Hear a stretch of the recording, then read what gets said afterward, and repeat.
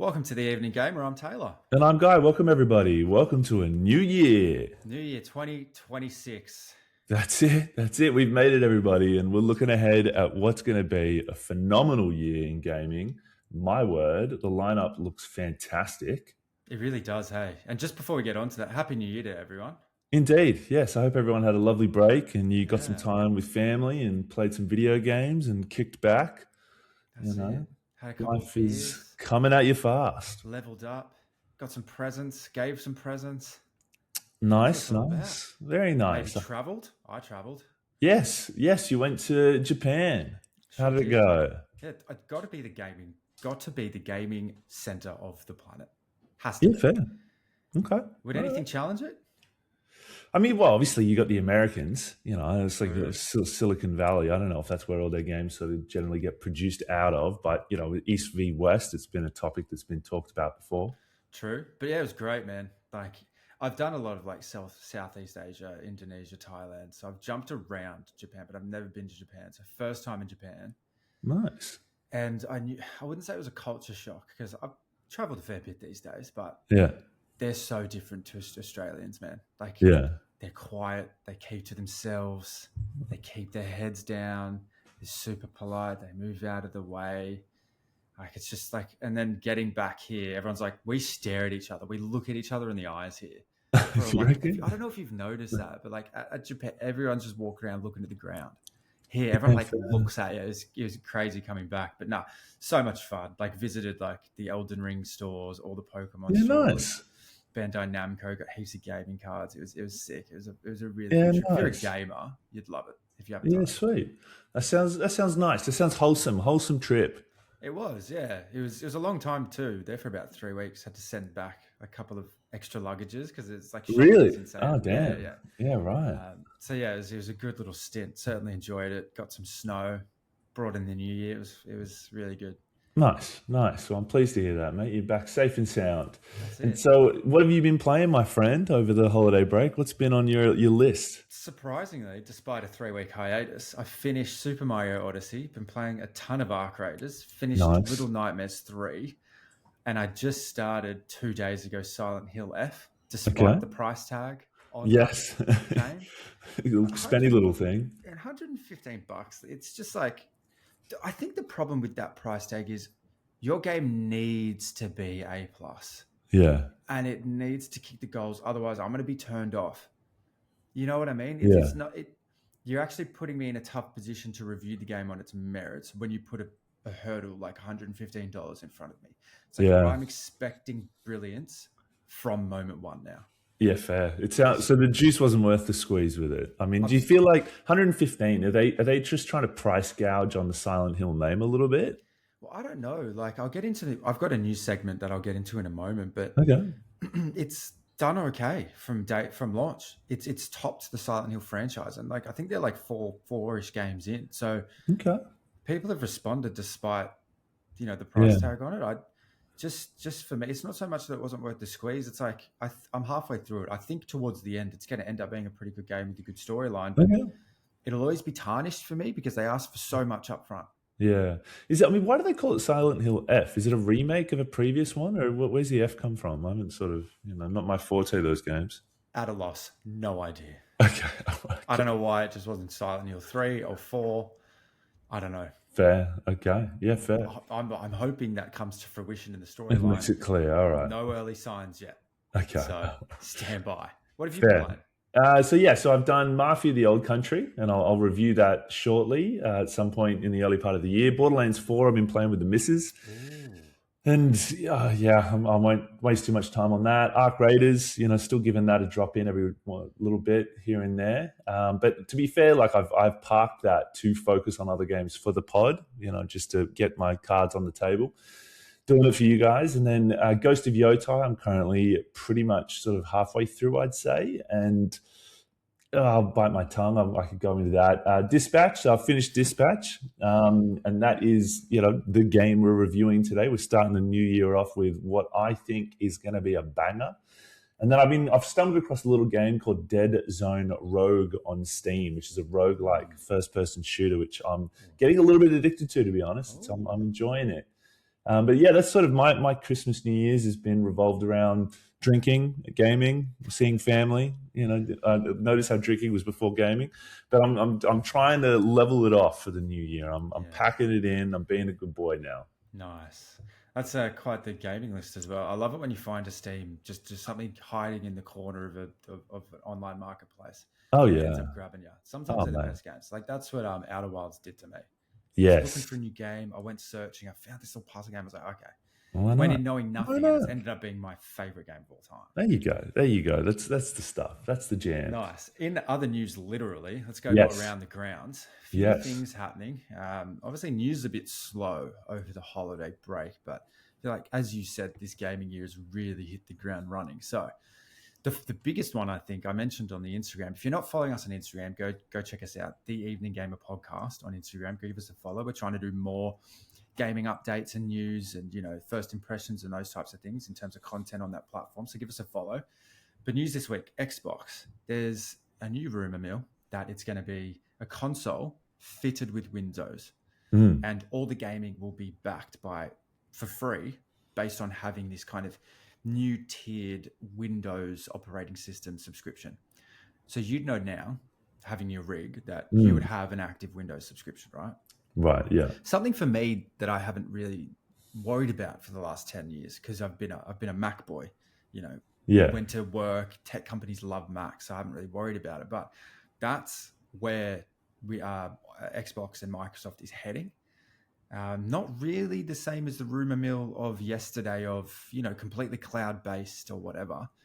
But it looks like there will be a console just leaning more towards almost like amalgamating these two platforms. So it'll just be Windows moving forward. And off the top of my head, I think that only serves to kind of shift their competition away from Sony to Steam, because Steam's not going to go anywhere. It's still going to be the main platform for PC gaming. And I think that Microsoft's just going to shift their competitors there. But anyway, that's a big one coming out of the rumor mill in terms of news. I wanted to mention this because I think it'll be a talking point. There's large talks in Arc Raiders of Speranza, which is kind of the hub between games, or the pre-game lobby, if you will, of making that a walk-around interactive kind of area, very much like Destiny. What do you think about that? Yeah, like I saw the chat online about it, and like I don't mind it, like a little hub Destiny kind of vibe. I'm cool with that. Looks good. I think it's more just like, developers actually listening to the fans and, kind of steering into a skid going, look, if that's what they're asking for, makes sense to us, cool idea. I'm cool with it. Yeah, it's certainly reactive, and I appreciate the whole ear to the floor for sure. But the good thing for me about Arc Raiders is it's quick between games. It's clicks away. I'm not running from one side of an area to another. I'm straight into it. Yeah, I hear. It's about raiding. So I don't know. Like, I'm on the fence about it. Yeah. Subnautica 2, that's heating up. There's been no comment from either side. I'll give you the long and the short of it for anyone that didn't hear this. Basically, the major devs got sacked, and there's rumors and whispers that was to avoid paying them out like $250 million in development if they finished by a particular development window. The publishers come back and said, no, the reason they were sacked is because they weren't on track. That whole court case has kicked off, and the launch date for Subnautica 2 is right around the corner. Like, I think it's like mid 2026, kind of latest, and that's already been pushed from late 2025. So early access 2026. I don't know where you stand in terms of how you want to use your consumer power to help make a deal with that. Yeah, they're the updates coming out of Subnautica 2. Interesting. Obviously, that game's not obviously, but that game's going to be co-op as well. And we're talking about ear to the floor. Apparently, gamers of Subnautica 1, which were big fans of a co-op. So that makes sense. I mean, any of those kind of construction games, like a Minecraft akin, makes sense to do a co-op. Yeah. Silent Hill F and Resident Evil Requiem, rather. Requiem is due to drop, I believe, in the next kind of 4 to 6 weeks. They're going to battle it out for the kind of Q4, Q1 horror game franchise of the year, I think. Silent Hill F1 sold 1 million copies in its first 24 hours. And at $115 a pop, that's a decent return for a game that looks like they drew literally on paper. Anyway. It's the highest of the franchise Silent Hill's ever seen, which is surprising to me because the second one, the remaster of the second one with James was such a phenomenal game. I reviewed it last year. Go back and listen to that episode if you haven't already. Yeah. Red Dead Redemption 3, early talks, early development. They're saying 2029, but knowing Rockstar, probably 2047. There's whispers it'll be of the Van der Linde gang, which is Dutch's childhood, or a potential direct sequel featuring John Marston in the 1920s. I think we're done with John. Or sorry, Jack Marsden must be his father. Yeah, what's the kid's name's Jack? John? Yeah, I can't remember. John. Yeah. I think we're done with the Marstons. This will be the third game in a row. Let's go with the other ones. Yeah. And the last one was just a Nintendo. I found that they have a lot of exclusive drops for the Switch too. Donkey Kong Bonanza, Dusk Bloods, which is the new Souls-like coming out this year. It's Nintendo Switch 2 exclusive, as is Dragon Quest 7 rather. I think that's a feeble attempt at boosting sales for a console that doesn't offer anything else. Like I remember early on, people playing PS4 games for a long time after the PS5 dropped. Yeah. You know what I mean? And I don't know. I just feel like that when your console doesn't offer anything, I guess just make people buy it by having all the new games. Like I went to play Donkey Kong Bonanza because I'm interested in this. It was a Game of the Year label. It was. Switch 2 exclusive. Yeah. And it is interesting. You're touching on something because it is like that old school, this is like previous gen stuff. Like Microsoft is obviously forging ahead with, putting some of their titles on the PS, and it's like those walls have kind of broken down of the console wars of yesteryear, but yet the Switch is still going, we're doing exclusives, the Dusk Blood's another example there.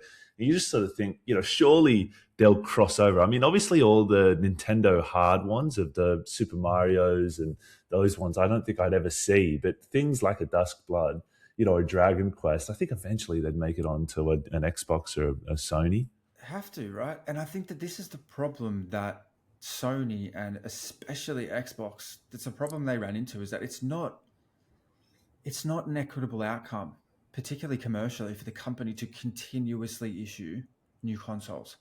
I don't think it's the way to make money. And I think this has been quick. I know that the Switch came out, it's coming out. Is it coming up to 10 years? Oh yeah, geez. Right? It's been a while, yeah. So fair enough. There's a long time, but it still does what it needs to do. It's not a console that has high definition or 4K gaming. People don't buy it for that. They bought it because they're Nintendo fans.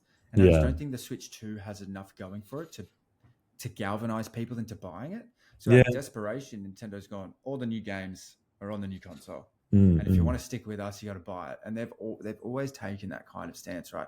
Think about all the Game Boys in the late 90s, early 2000s. They came out so frequently, and all the new games were only compatible, with the new one. Look at the jump from the Game Boy Advance to the SP, right? Different discs. Different shaped discs. So, we're certainly no surprises that they're doing it, but I think it's just a feeble attempt at boosting sales. Yeah, I mean, like the Switch 2, I don't know, the Switch 1, I think I had one for a period of time, played the key games, and then happily sold it on, didn't stick with it. I think the missus has one, so we've got one in the house. But the Switch 2, I was just like, I don't know, man. And I think maybe they're trying to overcome that by going, look, here's some really good games. You can only play on that. I don't know.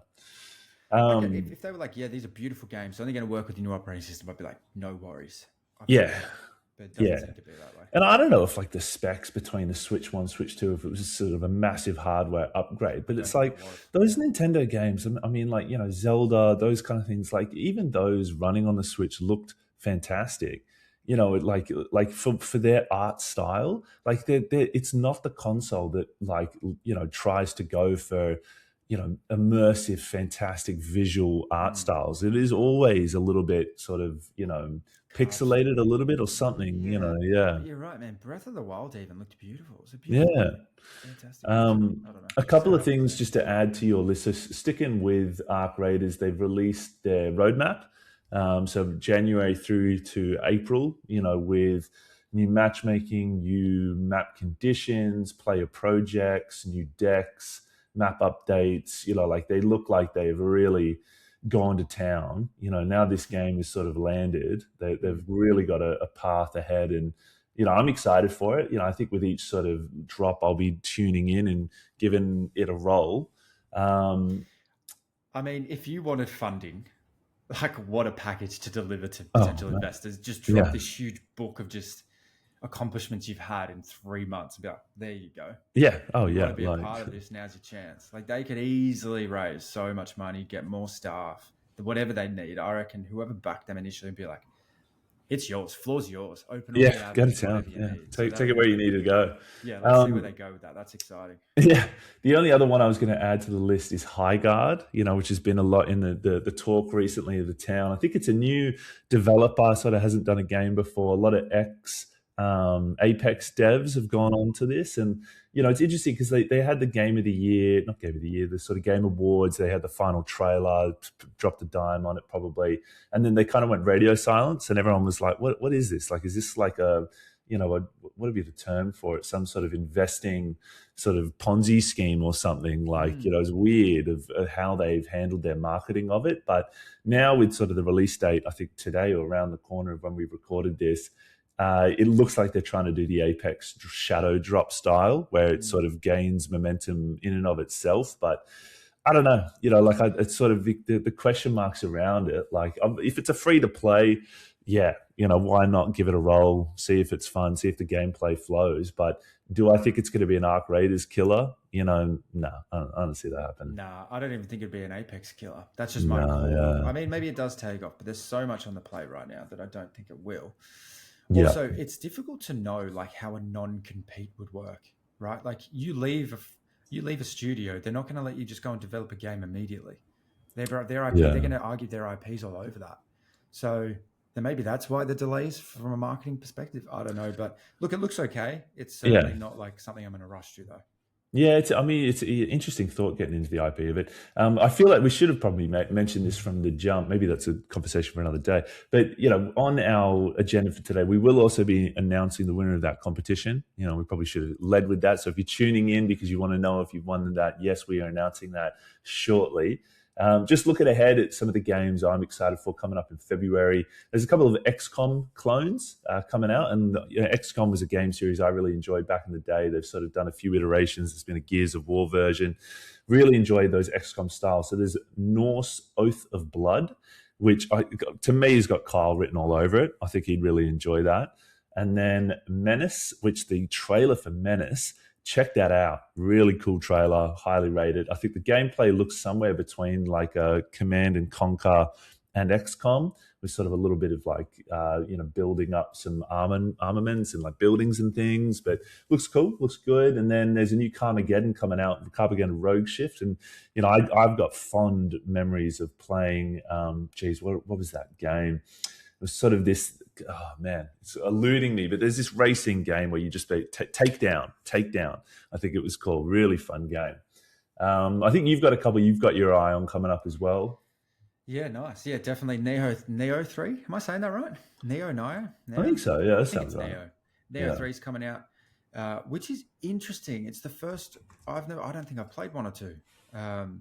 It looks very much like Wolong, which I recently discovered is it's almost its own category of games. So we've got Soul likes, we've also got Neo likes, which are a bit more kind of bashy smashy, right? Yeah. Which is what Wolong was, like heavy combat.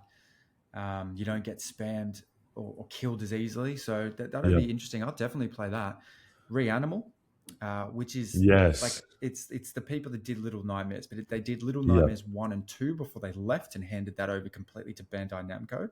They're called Tassier. They're a Swedish developer, so they've gone off and done Reanimal, which looks like it's taking Little Nightmares back to its roots. Cool. Because as someone that might review Little Nightmares 3, I can tell you the first is astronomically better than the third. And I'm just gonna, for anyone that's played all 3 would agree with that. Right. So Reanimal looks really good. On top of that as well, Resident Evil Requiem, and there's also High on Life 2 coming out. I didn't play the first one, but I know someone that did.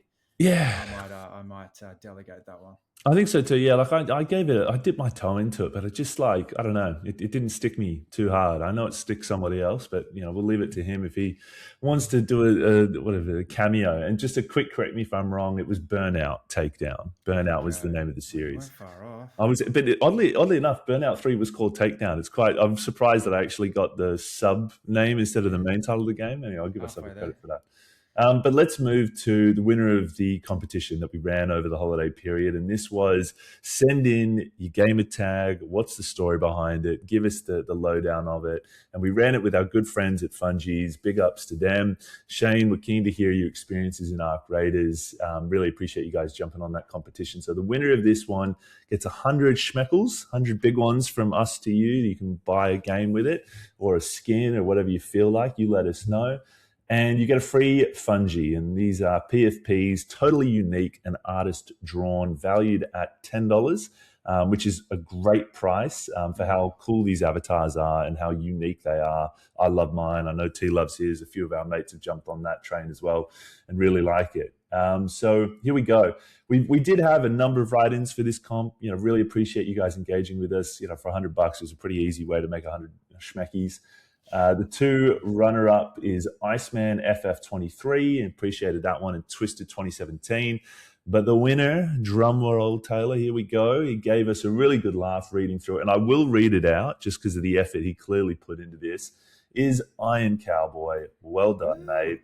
Nice. Sunny Coast. Get in there, son. There you go. He's been with us for a while, and sort of it wasn't obviously the fact he's a long time listener. He did put effort into this, and I will read it out. It's a good kind of story behind it as well. Yeah, I hope he doesn't mind us putting this out into the world. It was pretty good. But here we go. I always feel like I should do it in like a cinema voice. Of like when it's like on Pandora, avatars are running through the jungle. Here we go. All right, the Iron Cowboy. No one agrees with where he came from. Some say he rode in from the digital Badlands. Others swear he just appeared one night when the servers were unstable and the moon was stuck on a loading screen. You are doing that. Yeah, I'll give it a little bit. I'll give it some sauce. What is known as this? He didn't walk into his first match. He charged. Clad in iron will and questionable tactics, the Iron Cowboy played like a man who'd never read patch notes and didn't plan to start now. Where others crouched and whispered about strategy, he kicked open the saloon doors of combat and yelled, "We'll sort it out live, Bill O'Reilly style." His aim, unpredictable. His confidence, unshakable. His survival rate, discussed politely and changed subjects quickly. They say the iron came from how he never quit. Defeat bent him, lag punished him, teammates blamed him, but still he respawned again and again like a gunslinger with unlimited credits and no fear for the scoreboard. And the cowboy, that was in the way he rode straight into chaos, trusted instinct over maps, and vanished just as often as he appeared. Usually because he sprint off alone to flank and be immediately humbled by reality. T and I know that lifestyle well. Some nights, if the ale is strong and the servers are weak, a veteran will swear they saw him, standing alone at spawn, checking his loadout, cracking his knuckles, before riding off into certain disaster with a grin and the words, "I got this." Was he a hero, a menace, a cautionary tale? It doesn't matter. When the fight turns ugly and someone charges in too early, you'll know the Iron Cowboy rides again. How good's that? I mean, you got to give him credit. I feel like he wrote it as like it was like a bit of a movie trailer thing of sort of the Batman of standing on an Arkham building kind of vibe. But no, I had a good chuckle reading that. So congrats, mate. Well done. Yeah, well done, mate. And it also talks to the fact that you have a gaming identity. Yeah. Whether it's the players you play, the characters you choose, your play style, whatever it is, everyone could write something like that about the origins of either their gamer tag or their gaming style. So 100%. I love that. I can't wait till part 2. When's part 2? Iron Cowboy, the trilogy. The trilogy. Iron Cowboy 2. No, that's heaps good, mate. Well done. Enjoy the 100 schmeckaroonies, as Guy said. Very well read, by the way, Guy. That's not easy to do on a one-and-done podcast. Yeah, I stumbled once, so it's not bad. But yeah, okay. Should we get to Dispatch? Because this is I picked this game out of the list that I've been playing, and I sort of almost strong-armed T into letting me take the cards and run for the first episode on this game because I wanted to start off with this one. It is a banger. Yeah, and I'm keen to hear it because you've mentioned it to me twice. I think you finished it pretty quickly. You said it's not super long. No. But I'm completely new to this and just looking at some of the ratings, on Steam and PlayStation. Oh yeah, it looks like an absolute top tier. So it is. Yeah. take it away, mate. Here we go. Okay. So released in October of last year, to the 22nd of October. It's developed by AdHoc Studio, and they have a number of Telltale alum, and they're famous for games like The Walking Dead, The Wolf Among Us. And it's sort of, you hear these titles and you hear The Walking Dead. It's not sort of a zombie shoot 'em up thing. It's what they call these episodic storyline diverting based on the player's decisions. So you get basically poised a moral decision often, or a preference or a desire or a love interest maybe, for example, and you have to make a decision. And that then flows the story from that point forward. So Dispatch is certainly of that style. So don't walk into this thinking you're going to be playing a top-down, a shooter, or this. It is a thing in and of itself in a weird way. So it burst onto the scene. It had 1 million units sold in the first 10 days, 2 million in the first month. So, the sales numbers and probably since then has just gone through the roof with the reviews and ratings of it. But oddly enough, the millions sold stands that a lot of people have played this, obviously. But within the gaming circles that I operate and the people that I know play video games, not many of them have gone, hey, oh yeah, have you played Dispatch? Like, it's sort of one of those ones that I'm saying to them, have you played Dispatch? And they're like, no, I haven't heard of that. And I'm like, yo, pick it up. I didn't hear about it at all. Yeah, which, I mean, it's maybe probably some feedback for them on their marketing style, because it just sort of didn't seem to be, crossing the Reddit forums as much as maybe some other releases are. Another Roadhousey shadow drop. That's a good thing. You got a good game with substance. People talk about it, and it will eventually get its dues. I'm also looking on Steam, and its price tag is fair. Yeah. Oh yeah. Plus we're talking. It's yeah. For what, $44? Yeah. And it's interesting because with a price tag like this, and I'll get into it in a minute, it's probably because the core gameplay mechanic in another game would come across like a mini game. Yeah, okay. It is. Yeah. I would almost say this game is a little bit more like watching a TV show with your interaction. It is a meld of cinema and video games. Sort of, it's in a genre probably in and of itself.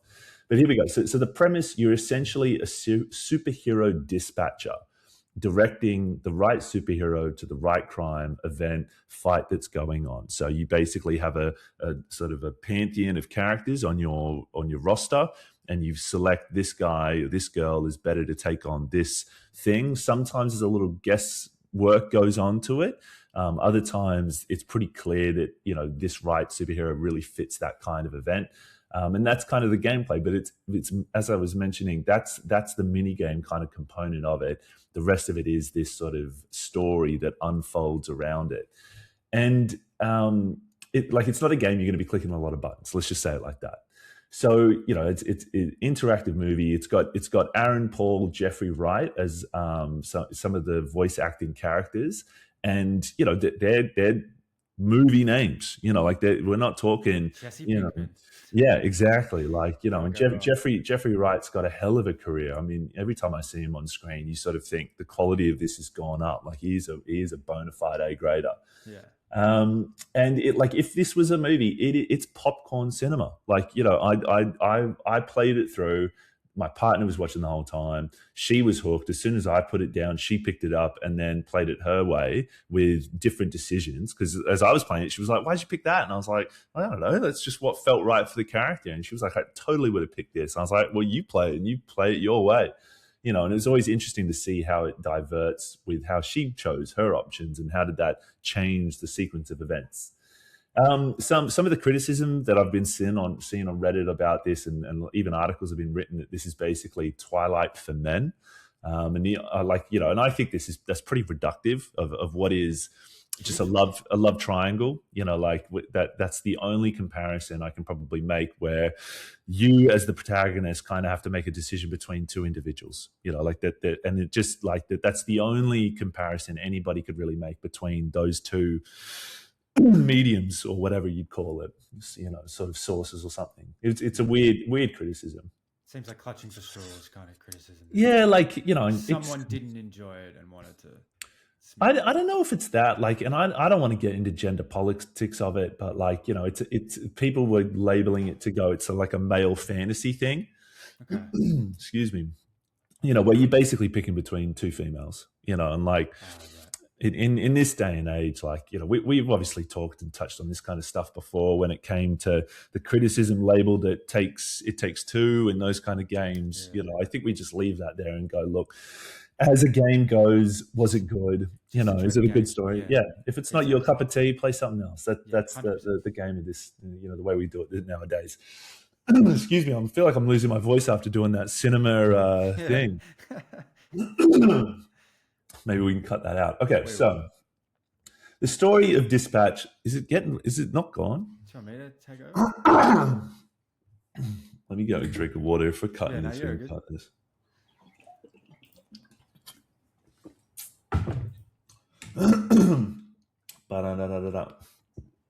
Okay, here we go. Nice. The story of Dispatch moves with pace. It's got twists, the characters have depth and personality, which in this day and age where superhero genre, movies, games have been mined to the nth degree. Oh my God. It is, and it's surprising that you still get bangers coming out every once in a while. You get that Batman, the Matt Reeves Batman. There are some times where there are still gems in this one, but we certainly feel like we have seen a lot of this. This game somehow found a gap in what is a very, very heavily populated genre. It found a gap. It wasn't lazy and copy and pasted some of these superheroes and the tropes. It found a new space, and the creators of this clearly took their time to develop characters that were unique, that were different, and like I'm trying really hard not to give anything away in this game. It sounds like The Boys mixed with Invincible. Yeah, like, I think that's a fair, probably two sources that I'd refer to go, you're not far off. Multiple it's superheroes, all got their own shit going on. Not all of them are great. They're kind of used in the story as, to kind of fucking throw the plot along, for lack of a better term. Yeah. It seems very much like that. No, you've touched on too, because The Boys, obviously in its brutality, its violence, and its showing these superheroes as sort of fallible, individuals, and then of course Invincible, similar. Like, just because you can fly and throw mountains doesn't make you automatically a good guy, a good girl. Like, there's always that question with what if a superhero was just not a good dude? Yeah, I suppose they're the villains, but like the villains are like humans that scientists that make their own stuff. I mean, anybody who's a comic book reader of old always knows that the best comic books are the ones where they took the character to a place that had never been before. It wasn't just cookie cut out, I'm Superman, I'm Batman, I'm Wonder Woman, I'm just doing the good things. It's like, what happens when Batman has to kill the Joker because, and the Joker killed Robin or something, and he's put in such a moral conundrum to break his, I won't kill criminals. It's like, well, if you killed him, you never would have lost your, number two or whatever it is, those kind of things. Okay, so the soundtrack is also really good. The cutscenes, the cutscenes are really the meat of this sandwich. Like the sequence is almost in between the dispatching, where the story develops and you make decisions that takes it in a place. I didn't have my phone in my hand. One, because they're timed decisions where you have to make a decision in a time period. So, if you're sat there on your phone, it'll default a decision for you, which, of course, that obviously removes the phone from your hand. But also, they do that in Lies of P too, and it actually stresses you for a second. You're like, don't know. Yeah. But I didn't even want to put the phone in the hand. Like, I was glued. It had my attention, and that's what you sort of want. So like when I finished this game, like I just sat back, credits rolled. I just enjoyed it. I had a big smile on my face. The way in which, because you make decisions throughout, you have more skin in the game because you've made the decisions that led to that ending, as opposed to any linear RPG. When you talk to your mates, it's not sort of, oh, how cool was this part? It was almost like, did that happen for you? Like, did you make that decision and did it go that way? Which kind of obviously gives you a little bit more, to talk about, a bit more sort of depth to it. But yeah, look, I just highly recommend this game to anybody. Like anybody, it's a great one for the missus to watch you play. Put it on the big screen. I cannot wait for Dispatch 2, and I really hope they just dial it up and kind of go, look, we've got a winning sort of, core code here. Where can we take this? How much bigger could we make this story? With, and even just those mini games. If they expanded those mini games, and you've got a full city map, and you've got whole areas that you're sort of looking after with more superheroes, I really am excited for where they could take this. It's also a good low impact game too, which I'm becoming a huge fan of. Like, gaming has such a large spectatorship kind of audience now. It's not like you don't just sit in a room and game by yourself. People stream, thousands of people watch. Like, you see these gaming competitions and gaming Olympics. Like, spectatorship is a huge part of gaming now, and low impact games like this are really, really great. Like, a game that you can, like, I think I did a post on the Instagram just shy of Christmas. That was like 5 low impact games for you and the family, right? You're going to be spending a lot of family time. Let's play something. Like, why not, right? Why not? And I think that these games are taken off. Like, games that, more story driven, lots of cutscenes. You can take it in multiple directions. It involves more people than yourself in the decision making. I think I'm all about it. Can you hear the ratings though? Yes, we'll get to the ratings. So the only last thing I'd probably say before the ratings is just that, as you said from the outset, the price point for this. Like, for a game of this quality, for this much enjoyment, it's got replayability. Like, you do want to play it a second time to make different decisions, and see what happens if you make a different option. How does the end result actually turn up? So for that alone, it is such a worthy game to pick up. So the ratings. I was just going to say, like, we've always said, if you finish the game and you feel like doing it again, or you feel like you've left the stones unturned and you want to do them, it's a good game. It's a good game. It's a bona fide good game. So for the ratings, here we go. So as everybody can recall, we've changed up the rating style. So of the new metric, we're going to do the storytelling components and then the gameplay components, and then you average it together, and that's how we land on our ratings. So storyline, it's a 10. I cannot fault the storyline because of it being unique in a superhero-infested world. They found a niche. It was interesting. It had twists, it turns, it went places. It was great. The world building it did to do it. You are a superhero dispatcher, and the world you're operating in and the realistic kind of components of it. It's also a 10. It's good. It's great. And then the character development of each of the people in that game, it's good. I just keep coming back to that word because I really can't fault it. And I'm biting my tongue so much because I want to tell you parts about that game that I really loved, and I genuinely laughed. And it has a humor and a character and a personality to it that, like, when you're playing a video game, so often you play video games, and High on Life could be a perfect example of my experience with High on Life. I at times found it cringe. When gamers try and put humor into games and it doesn't land, gamers have almost a really higher, not tolerance, almost the opposite of sensitivity to cringe content, where you go, that ain't me. Like, go away. That's not funny. Which makes sense, because to enjoy a game, you need to immerse yourself in it. You need to be not scared, but thinking about what's around the next corner, or making decisions based on the character you've built. And like, when there's something in there that seems like overly hokey or doesn't land, it reminds you that it's just a game. Yeah. And it turns you off. Breaks the immersion. Yeah. Yeah, I think so. Yeah, no, I agree. So you need to get that right. If you get that right. And like, I'm really keen for you to play this, because, as I said, like, I don't know anybody else who's played this game, and I want to talk to somebody about it. Like, it's got that on me where I'm like, I want to know, who was your favorite character? Like, if you've played this game and you liked it, write in, tell me who was your favorite character. Because, like, for me, having played that game, my favorite character is not the one that I feel like people would suspect me to have as my favorite character. Yeah, like, right. Which is, anyway, it's because no one else has played it. A little bit, yeah. Okay, so now let me get to the other side of this, which is the gameplay. And we're coming off a flat 10 across storytelling. So mechanics and challenge, I gave it an 8.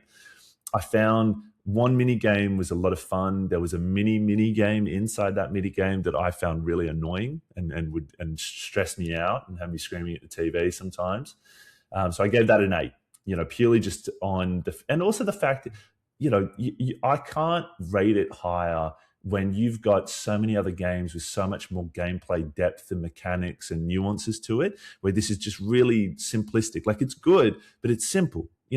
just like I feel like it loses points because it's not super advanced. Yeah, some games sometime that we've reviewed set the bar of a 10 for mechanical challenge.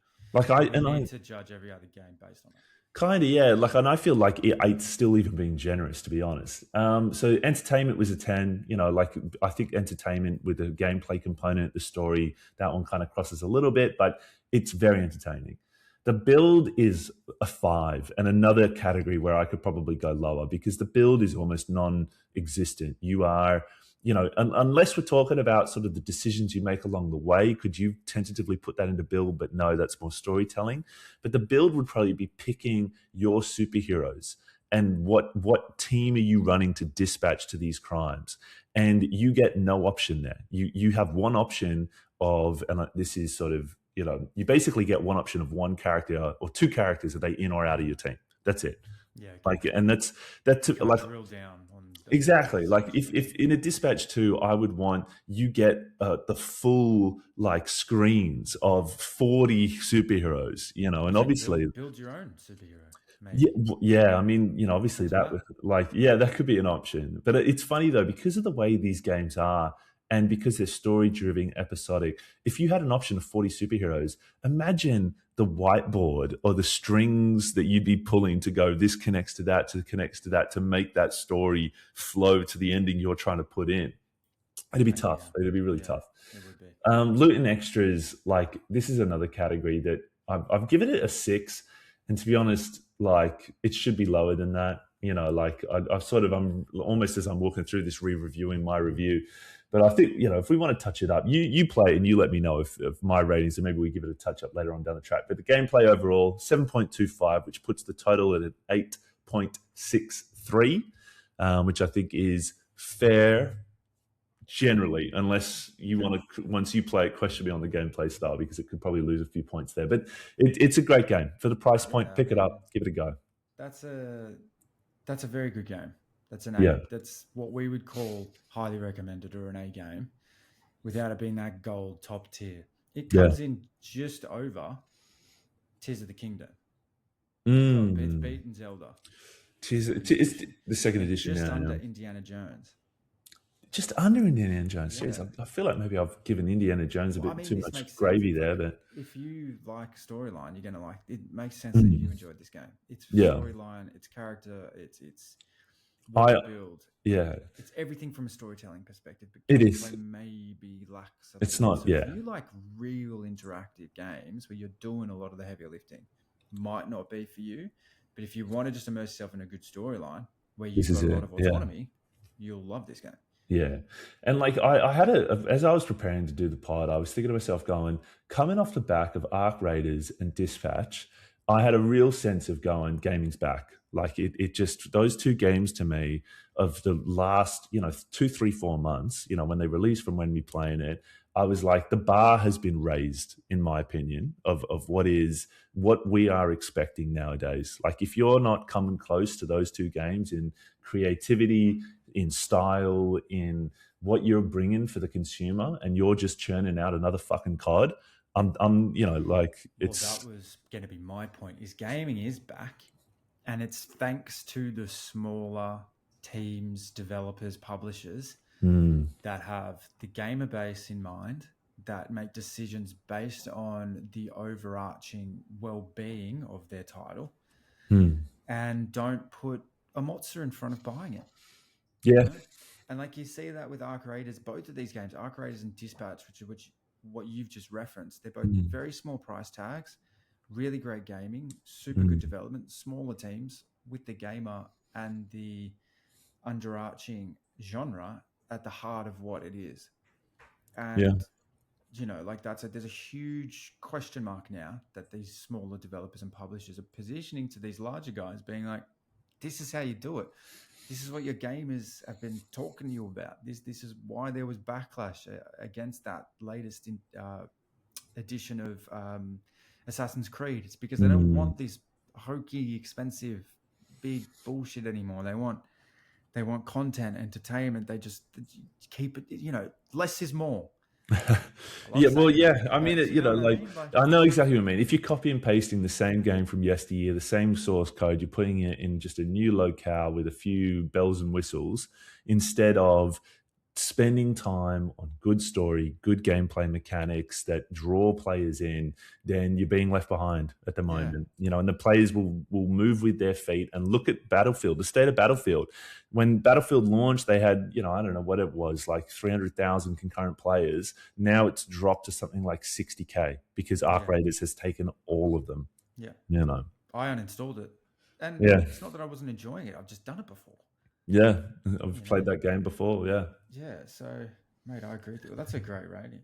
Yeah, I'd be interested. There's another game coming out soon that's sort of, I know Anthem, they've just shut that one off, but there's sort of, people are saying it's going to be possibly the, Arc Raider killer. I'm trying to remember the name of it. Marathon? I think it's Marathon, yeah. Okay.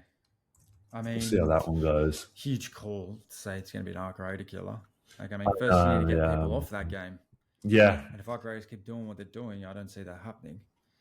You got to win over based on, newer things you do, because no one wants to play the exact same game from two different developers. So, no. For me, someone that hasn't played a lot of extraction shooters, Arc Raiders is everything I'd ask for. Yeah. In a game like that. So, I'm looking at Marathon's art style, and I almost think that the art style of Arc Raiders has it beat. Yeah. It's such a peculiar reason, because I'm sure Marathon will have good gameplay. It'll be fun, an extraction shooter, but I just don't see it killing Arc Raiders, Yeah, but it's going to be an exciting year for gaming as well. Like Star Wars, Galactic Racer, Fable, Subnautica 2, Blood of the Dawnwalker, Reanimal, Grand Theft Auto 6. Yeah. Marathon, God's Death Reapers, there is Saros, 007 First Light, Wolverine, it is going to be Crimson Desert, the Blood of Dawnwalker, the Batman Lego game, Lord of the Fallen 2, 1943. There is so many good games coming out this year that you and I, if we look at the last 2 years as us putting training wheels on for prepping for this year, I think we're primed for what is going to be a phenomenal year in gaming. 100%. Might have to go back to weekly episodes at this rate. Well, I mean, ideally the pod pops off and we both quit our day jobs and do this full time, but I don't know if I see that happening. I can make our own game. That'd be nice. Thank you for listening. Welcome back. Happy New Year again. We hope you're well. Congratulations to Iron Cowboy and our runners-up. Shout out to Fungee for joining us in that competition. Once again, congratulations to Iron Cowboy and the $100 and free Fungee. Interact with us. We got a really great response on this competition with none on the horizon, but there will definitely be in the future. So email us, follow us, the Evening Gamer Podcast. We're on YouTube as well now. But most importantly, don't be an NPC. Keep leveling up, everybody.